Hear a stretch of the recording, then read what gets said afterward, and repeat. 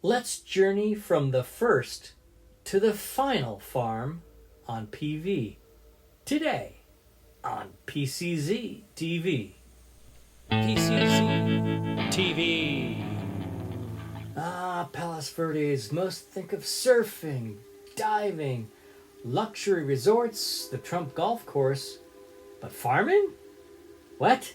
Well, that doesn't sound like an interesting topic. But you would be wrong, because the story involves multiple cultures, countries, wars, and concentration camps. Ooh, well that sounds interesting now, doesn't it? Well, honestly, it took a while for farming to come to PV. You see, prehistory, the peninsula was the homeland of the Tongva indigenous people for thousands of years. But the Tongva did not practice horticulture or agriculture per se, as they were a hunter-gatherer society. And then the Spanish arrived. The land of Palos Verdes was claimed by the Spanish crown and given away as a huge rancho. The Rancho de los Palos Verdes was a 31,629 acre land grant to Jose Dolores Sepulveda. His adobe home was built in 1818, and its location is in, well, what is now Torrance, California, just outside the current border of Rancho Palos Verdes. And look, there's even a California historical marker. Well, actually no marker, but this is where his adobe was located. As the peninsula hills had very little natural vegetation besides shrubs and small plants, and it was a dry area, it was primarily used for cattle grazing. When the Mexicans kicked out the Spanish, they continued the rancho system, and the Rancho de los Palos Verdes land grant was endorsed in 1846 by Mexican Governor Pio Pico. And then came the Mexican-American War. Now, can you imagine the family? This is the third government they've had to deal with.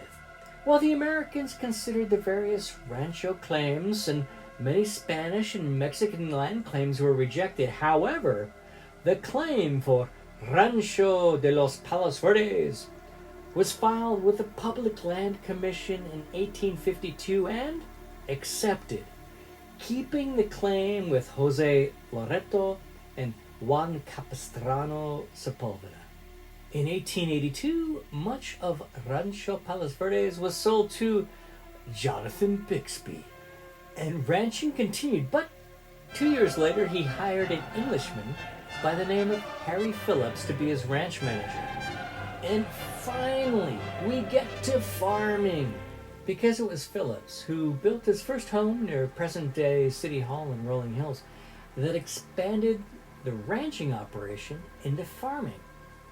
Now, Harry farmed large areas of hay and barley, as well as lima beans and other dry farming crops. Meanwhile, Phillips encouraged Bixby to lease coastal portions of the ranch near Portuguese Bend to Japanese farmers for $10 an acre. And about 40 families took him up on the offer, including longtime South Bay farmers, the Ishibashi family. Now, jumping ahead, the site of the first Japanese farm is now commemorated in a plaque at the Trump golf course. And we're back! So why the Japanese? Well, a quick word on Japanese immigrants. For more background, detailed background, please see my video on fishing. So, the opening of Japan, the Meiji Restoration, the economic depression in Japan following the Russo-Japanese War sent many Japanese to seek a better life elsewhere. American businesses seeking inexpensive labor after the Chinese Exclusionary Act sought out Japanese immigrants.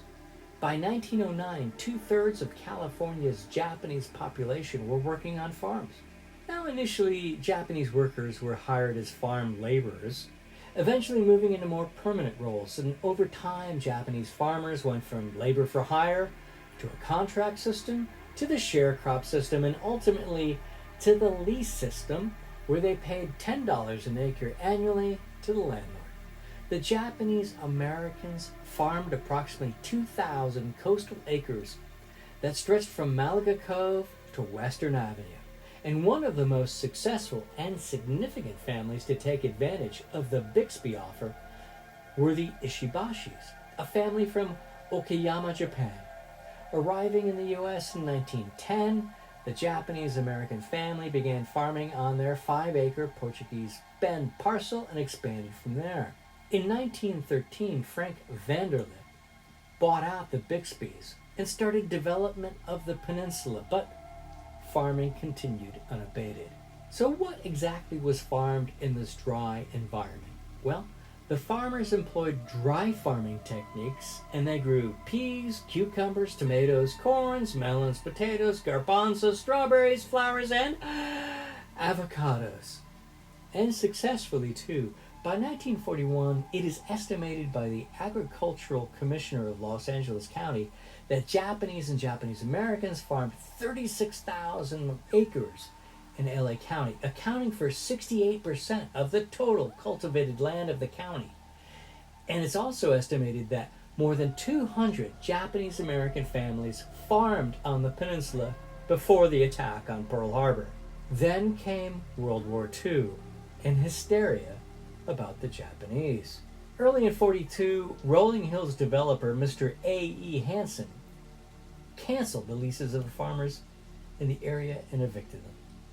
But the worst was yet to come. A presidential order would send Japanese and Japanese Americans to internment camps.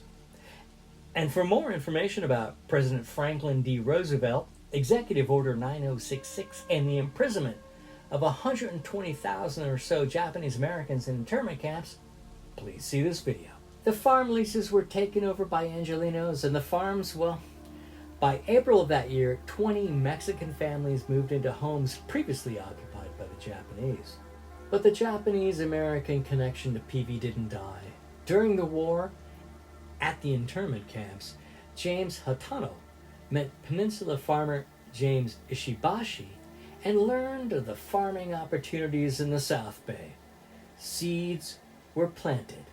The war ends, and Japanese farmers were released from imprisonment and returned to Southern California, essentially penniless. In 1946, with the Mexican farmers heading back to their country, the local papers ran stories encouraging PV residents to rehire the Japanese farmers. And in September of that year, Kevin Vanderlip, the son of Frank Vanderlip, announced a small number of Nisei would resume the leases of 250 acres of peninsula farmland.